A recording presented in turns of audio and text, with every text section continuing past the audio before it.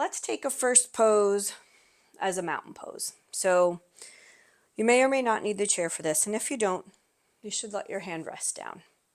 And we're going to find our mountain pose. So mountain pose starts with our feet. We got to find our ground. We've got to find the feet about hip distance apart, underneath the knees, underneath the hips.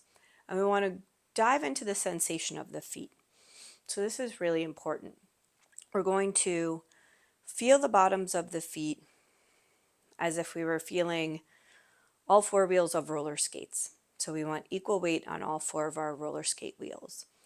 But that's the bottom of the foot. The toes want to stay out of the equation. So pick your toes up and then drop them back down so that they're really lightly resting on the ground and they're not gripping. So that's our foot part of a mountain pose. Then from there, we're going to go up to the knees. The knees are stable, slightly soft, so not locked out. They're over the ankles.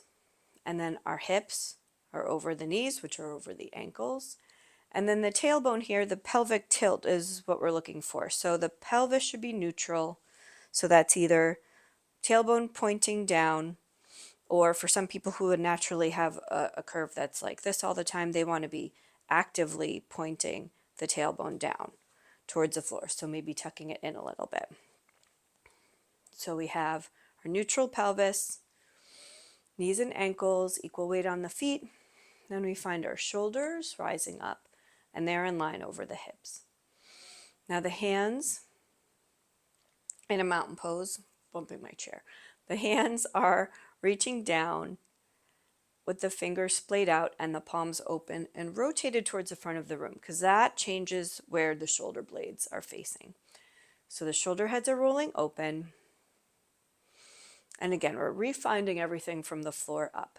So we're looking for their equal weight in the feet, soft knees, neutral pelvis, shoulders over the hips, palms forward so that the shoulders are rotating, shoulder heads are rotating open.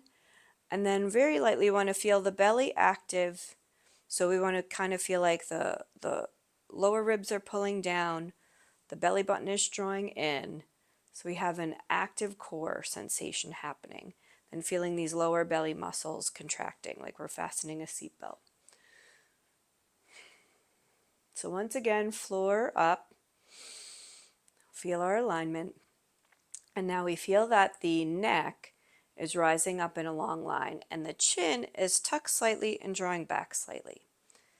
So these are all the nuances of our mountain pose. And once we find our mountain pose, we just rest here.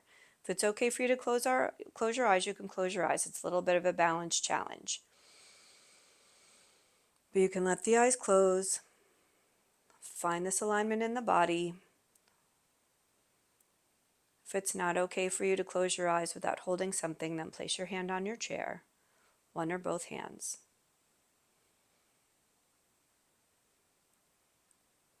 So we feel our whole physical body connecting into this pose. And now we feel our energy body connecting into this pose, the energy of the mountain. So you take a moment to feel the body as the mountain. Feeling the strength, the stillness, the stability, the strong, grounded connection to earth. But at the same time, the elevation, the rising up of the crown of the head, the peak of the mountain piercing the clouds. So inhale and exhale here,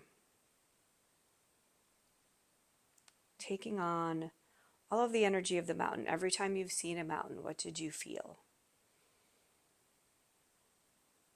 Feeling the beauty, the grandeur.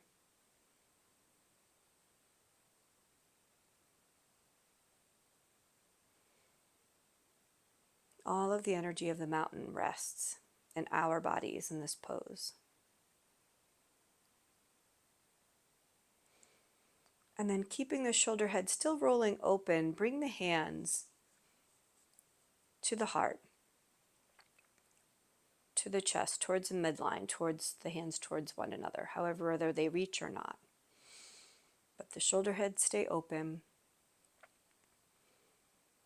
The feet still connect to the floor.